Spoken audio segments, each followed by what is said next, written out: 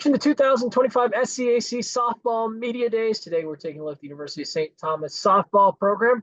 The Celts will once again be led as they head into the season with the guides of head coach Angela Froboese, along with leadership from senior Jaelyn Simmons. And Coach Jaelyn, thanks so much for joining us today. Thanks for having us. Coach, we'll open up with you heading into this fifth full season as the head coach of this St. Thomas program, the only coach of this St. Thomas program. I'm interested where you've seen the biggest growth within your program over these last 4+ years as you've laid this foundation, and just generally how excited to be back here at the start of a new season and ready to go into year 5. We're excited to get rolling. Obviously last year didn't end the way we wanted it to. And so we have we're very hungry, right? We have a lot of want that we have this year. I think seeing the program grow in its 5th year there's a lot of consistency, a lot of returners that have been with the program from the beginning. And so there's some great leadership, very blessed, with our senior class that's helping guide some of our younger ones. And, I'm not having to do every little detail as much anymore because they're able to kind of take control of that. And that's what you want in a program. Jaelyn, I'm interested to hear from you coming into your senior season. You've had such an impact with this program for really since day one, arriving there in Houston at St. Thomas. But coming into your senior season, what's your mindset coming into this year? Is there a sense of urgency, from you coming into this last season? And how have you kind of seen your role change throughout your career, especially now being one of the senior leaders within this group? Well, kind of going off what Coach Fro said, I came into this season really hungry, kind of just upset with how we ended last season, and I know all the seniors did as well. My role has changed. I've become more of a vocal leader, trying to be just growing my leadership, help with the freshmen, the underclassmen in general. And I don't feel like a sense of urgency. I just know that I want to leave my softball career with a big bang. Coach, you talked about kind of that hunger level, with this group coming into the season. What are some other things you've learned about this 2025 version of this Celts softball program? Some things that fans and supporters might want to know, and will have them excited about this group that you've learned early on with the returns here as you get ready to start this season? Well, I think first thing is adaptability. We've had this is the worst weather I've ever seen. And I tell you what, they have pushed through everything. I mean, when you're taking grounders in snow in Houston, I mean, that's kind of crazy, but we're doing it. And so they're excited to be out there, and there's a want and a will, and there's no excuses. I mean, everyone's dealing with bad weather.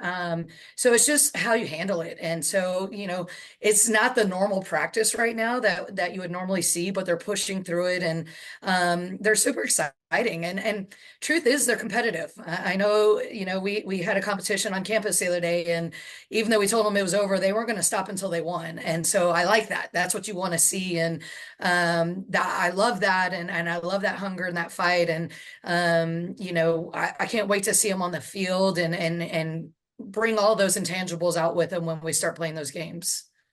Jaelyn, I mentioned all the success that you've had in these first 3 years there at St. Thomas. 3-time first team All SCAC performer, just the third baseman in SCAC history, turned first team accolades in 3 consecutive years. You have the chance to get into the 150 hit club this year, moving to the top 10 in terms of runs scored all time in the SCAC. Just phenomenal production since day one. So I'm interested, what is it that continues to drive and motivate you as a player? You've had the team success as well. I forgot to mention, a team SCAC tournament championship and NCAA appearance. So, what is it that continues to push, motivate you? And what are some things individually you've continued to work on within your game to continue to grow that confidence going into this season? Well, I just really love the sport. I've always have. I've been playing since I was a little girl. My dad introduced it to me, and it's just always a drive to want to get better, always thinking I can do this better, I can do that better. I think it's a really important quality to have as an athlete if you want to continue to grow in your game, and also noticing the things that you do well and noticing the things that you struggle with. So I would say a lot of the stuff that I work on is making sure my mental game is good. I think that is very important in softball because it can be a very mental sport. And if your mental game is not good, you will probably not succeed. And so that's the first thing I really like to check on. And then, there's little things out the season that I will struggle on, and I'll just go work on it. And so, yeah, that's kind of my routine. Coach, what are some of the biggest challenges you anticipate this group facing over the course of the year? The SCAC 11 teams is the biggest this league has been since 2009. So, what do you anticipate being some of those challenges, and how is this group equipped to face those? And, with those 11 teams, does that change your preparation at all coming into the season a little bit different? It makes you just have to adapt quicker. We've added some phenomenal teams into the conference, and so there's not really any breaks. I mean, it's every weekend you're playing against somebody good, and I think that makes you better for championship play. So I think it's just adapting to who you're playing quicker. There's not as much, where you can take a day and just kind of go light and then, kind of get ready later on. Like it's you got to get ready from day one and be ready to go for that weekend. And I think what helps is that we do have some numbers this year. Sometimes we might have only had one in a spot. So we do have multiple people that can play a position. So if someone's not on their game or a little tired or small injury, we can actually have next man up and or next woman up. And so I think that's important when you're playing such a tough schedule, and excited to see it, excited to play against these teams and the returning conference opponents with some new coaches and obviously your same rivals and then the new people joining our conference. I mean, I think it's exciting all the way around.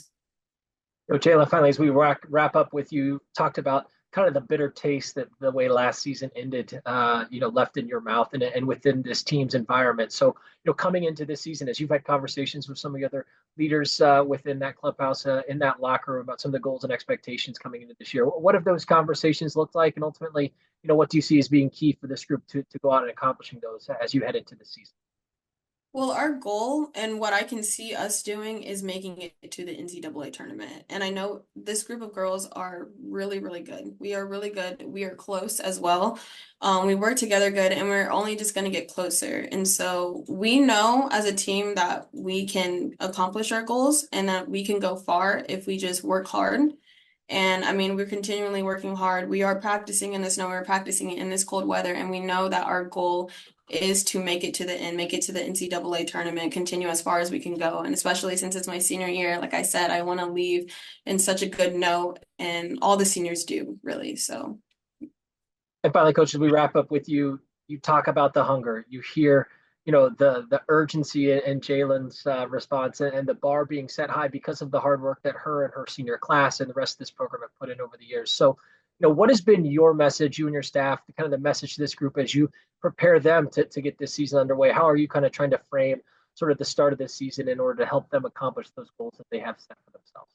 I mean, I think Jaelyn touched on it a little bit with the mental side. You have to believe it. It's easy for anyone to say you want it.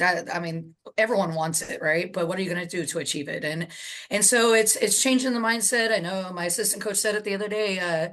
You got to practice like it's championship week every day, and you can't just pick certain times to do it.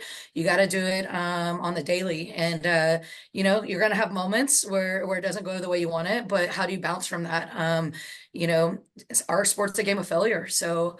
Are you taking one bad at bat and turn it into two great ones, or are you just going to let it affect the rest of your day? And I think that's how the whole season has to be. And and it starts with these challenges. We haven't had a real a full infield practice on our dirt yet, so we've been using other facilities and other places. But positive with that is we've been on turf, we've been on different kind of surfaces, and so I think that's getting us ready for every place that we go play at. University of St. Thomas head softball coach Angela Froboese, along with leadership from senior Jaelyn Simmons. The Celts will open up the 2025 campaign when they take on UMHB on February 7th. Coach Jaelyn, thanks so much for your time today, and best of luck as you head into the season. Thank you.